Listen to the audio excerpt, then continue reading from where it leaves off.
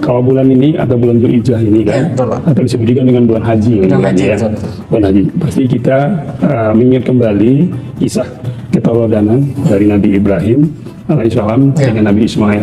Jadi artinya apa? Nabi Ibrahim dari kisah dia pertama dengan ayahnya itu sudah mengindikasikan bahwasanya apa yang dia dapat itu tidak hanya apa yang dia lihat, ya, dia harus tidak secara logika, dia harus kira-kira apa penyebabnya gitu ya. Iya, betul. Penyebabnya akhirnya terjadi apa yang kita Ada proses ini Pak ya, kontemplasi. Bagaimana proses belajar, betul, proses Pak. belajar. Nah, kalau kita kaitkan dengan pekerjaan kita di kampus sebagai seorang akademisi, ini tentu menjadi nilai-nilai dasar bagi kita bagaimana mengembangkan sebagai pengetahuan. Jadi kita tidak hanya bisa menerima, tapi mencoba ibaratnya riset dulu. Iya, betul. Pak, ini penting Pak. Saya pikir Bapak sampaikan tadi. Jadi ada semacam informasi itu. Jadi bagaimana kita melogikakannya, kemudian menerjemahkannya, gitu Pak ya. Oke.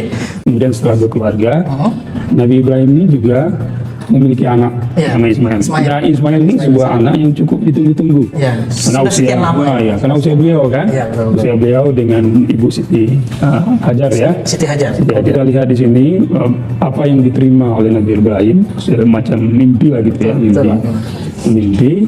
Kemudian dari mimpi itu dia mikir juga bagaimana cara menyampaikan ke anak, ke anak. Jadi dari mimpi itu coba dikomunikasikan dengan sang putra buah hati ya, Nabi Ismail alaihissalam, ya. Artinya apa? Dari perjalanan Nabi Ibrahim dengan orang tuanya dulu, artinya terulang kembali dengan apa yang dia lakukan dengan Nabi Ismail. Jadi coba dialog. Jadi coba komunikasikan. Artinya kalau konteks sekarang komunikasi itu orang tua terhadap anak. Sekarang apalagi sudah media banyak media itu, maka Nabi Ibrahim pun sebagai seorang anak yang sudah juga ditetapkan sebenarnya oleh Allah ya. Yang kalau kita lihat kan juga beliau nabi gitu kan, oleh nabi. Tapi terlepas dari itu, artinya dia apa yang diperintahkan oleh orang tuanya, dia meyakini apa yang dilakukan ayah itu, ya, mau disebutnya semoga menjadi orang yang sabar dan dan beriman dan sebagainya. Artinya Nabi Ismail dengan perintahnya itu, ya kalau itu menurut ayah, sekarang nggak ya, menurut ayah itu bagus, mari kita lakukan sama-sama. Nah, sebenarnya di era sekarang, di era komunikasi sekarang itu bisa juga ya, artinya bisa juga dilakukan dengan anak. Itulah sebenarnya peran pendidikan ya, dalam pendidikan dalam menyampaikan suri tauladan yang pernah dicontohkan oleh Nabi Ibrahim dan Nabi Ismail. Jadi kita ini sebagai dosen gitu ya. Jadi kan ketemu hampir setiap hari ketemu dengan mahasiswa kita. Dan mungkin di kampus kita memposisikan diri sebagai pengajar, secara hubungan misional kita juga memposisikan mungkin ayah mereka lah di kampus. Jadi hal kisah-kisah seperti itu disampaikan, diingatkan selalu, bosnya ada contoh yang bisa menjadi panutan bagi kehidupan kita. Hubungan tadi Pak ya, hubungan orang tua dengan hubungan anak. Kira-kira kalau UNH sendiri Pak, untuk tadi bagaimana nilai etika yang sebenarnya cukup sederhana ini yang terus ditanamkan pada mahasiswa ini dilakukan dengan cara-cara seperti apa Pak di UNH?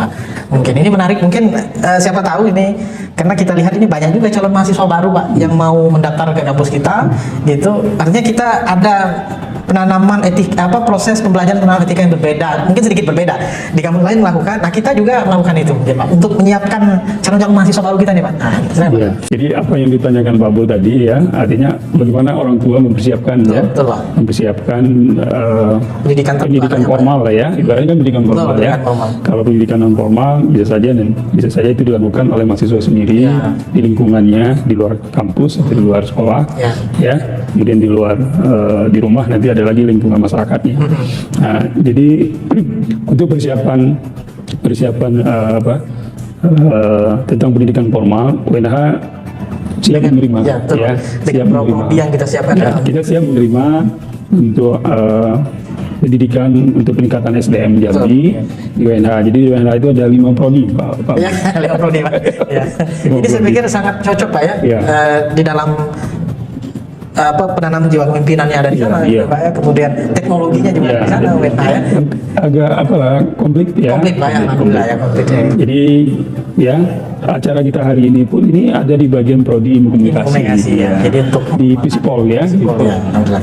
Ya, jadi menyiapkan generasi tadi Iya. Pak. Kita berharap karena sangat penting sekali nih Pak.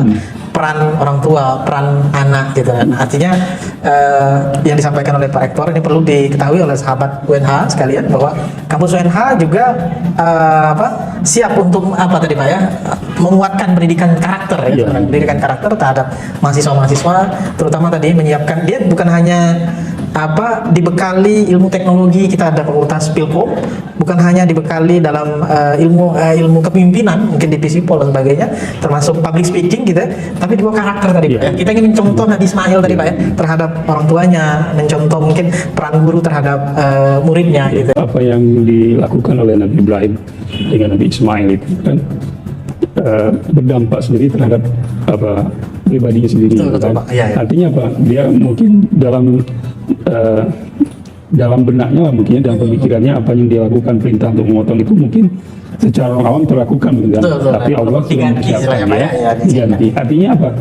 Tinggal kepercayaan, keyakinan itu Keyakinan, ya, keyakinan. keyakinan dia terhadap sesuatu itu membuahkan hasil. Betul, gitu kan. betul, Pak. Dan begitu juga kalau kita refleksikan, kita sebagai pengajar dengan niat yang namanya itu yang sungguh-sungguh, ya apa yang kita lakukan pasti nanti akan berbuah terhadap diri kita sendiri. Ya. Terkait masalah bagaimana kita memaknai tadi Pak, memaknai Idul Kurban dalam kehidupan sosial kemasyarakatan, dimanapun kita, peran sebagai anak, peran sebagai orang tua, berkorban peran sebagai apapun gitu Pak dalam kehidupan sosial gitu ya. Terima sekali Pak Rektor informasi yang diberikan, mudah-mudahan menambah wawasan bagi saya pribadi, bagi para sahabat UNH di rumah sekalian gitu kan. Assalamualaikum warahmatullahi wabarakatuh. Assalamualaikum warahmatullahi wabarakatuh. Saya atas nama Akademika Universitas Uin Hamzah mengucapkan selamat merayakan Hari Raya Idul Adha atau Hari Raya Kurban. Ya, mohon maaf lahir dan batin. Ya, baik. Demikian yang dapat kami sampaikan, lebih kurang mohon maaf. Wassalamualaikum warahmatullahi wabarakatuh. Waalaikumsalam warahmatullahi wabarakatuh.